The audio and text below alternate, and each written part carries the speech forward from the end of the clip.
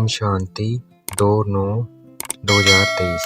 आज की मुरली चिंतन।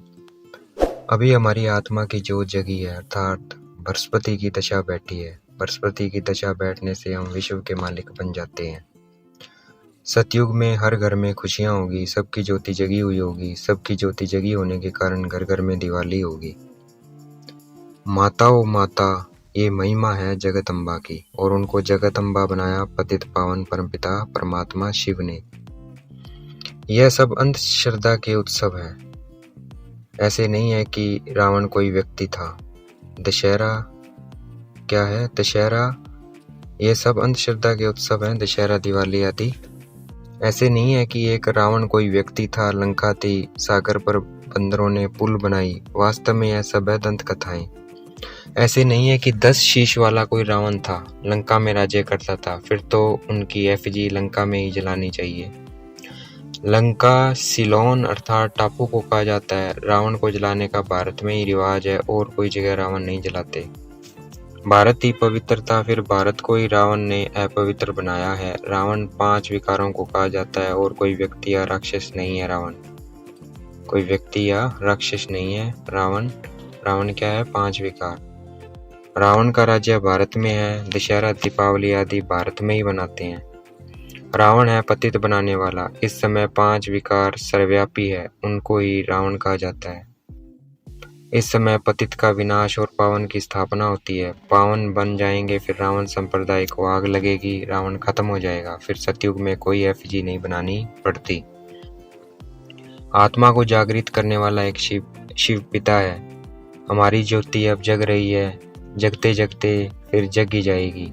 ज्योति बुझने में 5000 वर्ष लगते हैं। हमारी ज्योति जगती है, फिर सतयुग में घर घर में सोच रहा होगा।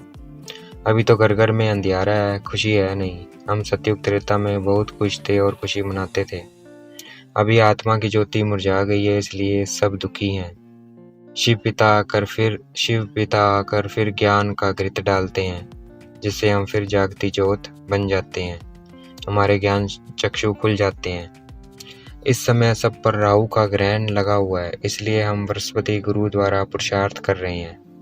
वह है अविनाशी गुरु, अविनाशी आत्माओं का। मनुष्य लोग आत्माओं के गुरु नहीं बनते हैं। मनुष्य लोग आत्माओं के गुरु नहीं बनते हैं, वह मनुष्य के गुरु बनते हैं। अभी परमात्मा बाप हमारी आत्माओं के गुरु आकर बने हैं। वृक्षपति परमपिता परमात्मा है। अब हमारे ऊपर वृक्षपति की दशा है, इसलिए हम स्वर्ग के मालिक जरूर बनेंगे। वहाँ विनाशी सुख रहता है, परंतु उसके लिए पुरुषार्थ अब करना है कि हम सुख धाम के महाराजा महारानी बने। यह रुद्र शिव की पाठशाला है, वह है ज्ञान का सागर। हम उनकी पाठशाला में पढ़ रहे हैं, वह हमें राजयोग सिखलाते हैं। हम अविनाशी आत्माओं के अविनाशी पिता हैं। एक होता है जिस्मानी पिता और एक होता है रूहानी पिता। तो शिव बाबा है रूहानी पिता, और जिस्मानी पिता है जिसने इस शरीर को जन्म दिया है। कब से हम 2 बाप वाले बनते हैं? द्वापर से। कब से बनते हैं? द्वापर से हम 2 बाप वाले बनते हैं।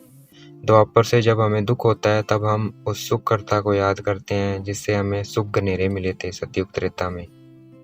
सतयुग में एक ही लौकिक बाप को याद करते हैं, क्योंकि वहाँ सुख गनेरे होते हैं, तो उन्हीं बाप को वहाँ याद करने की जरूरत नहीं रहती है। लौकिक पिता को कभी परम पिता नहीं कहेंगे। आत्मा का भी बाप है, इसलिए परलौकिक परम पिता परमात्मा को याद करते हैं, क्योंकि वो आत्माओं का पिता है।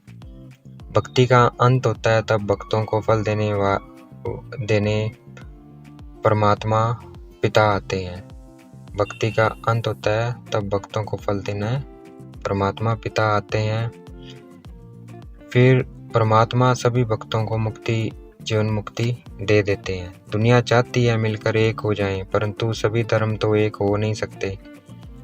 जब एक राज्य हो जाता है, तब पवित्रता सुख शांति हो जाती है। भारत में पवित्रता सुख शांति थी, नई दुनिया में। भारत में पवित्रता सुख शांति नई दुनिया में थी। वहाँ देवी देवताएं थे, फिर वही नई दुनिया है, वो क्या हो जाती है? पुरानी हो जाती है समय के साथ। 84 जन्मों का चक्कर अब पूरा होता है हमारा। ये बात सिवाय परमपिता परमात्मा के और कोई हमें बता नहीं सकता, समझा नहीं सकता। परमात्मा बाप तब आते हैं जब स्वर्ग की स्थापना करते हैं, उनको कहा ही जाता है हेवनली गॉड फादर। त्रिमूर्ति के चित्र पर लिखा हुआ है स्थापना फिर विनाश। स्थापना जब पूरी हो जाएगी तब विनाश होगा। स्थापना करने वाला है परमपिता परमात्मा, वह ब्रह्मा द्वारा स्थापना करते हैं। महाभारत लड़ाई भी हम सामने खड़ी देख रहे हैं, और गीता पाठशाला है तो हम स्थापना भी देख रहे हैं। हम राजयोग सीख रहे हैं राजाई प्राप्त करने के लिए। आज का वरदान, प्रवृत्ति में रहते एक बाप के साथ कंबाइंड रहने वाले देह के संबंधों से निवृत्त भाव। प्रवृत्ति में रहते एक बाप के साथ कंबाइंड रहने वाले देह के संबंधों से निवृत्त भाव। देह के संबंधों से निवृत्त भाव। आज का स्लोगन, सदा संतुष्ट और सदा खुश रहने वाले ही खुश नसीब तीव्र पुरुषार्थी है। सदा संतुष्ट और सदा खुश रहने वाले ही खुश नसीब तीव्र पुरुषार्थी है। अच्छा, ओम शांति। शुक्रिया मेरे बाबा, शुक्रिया।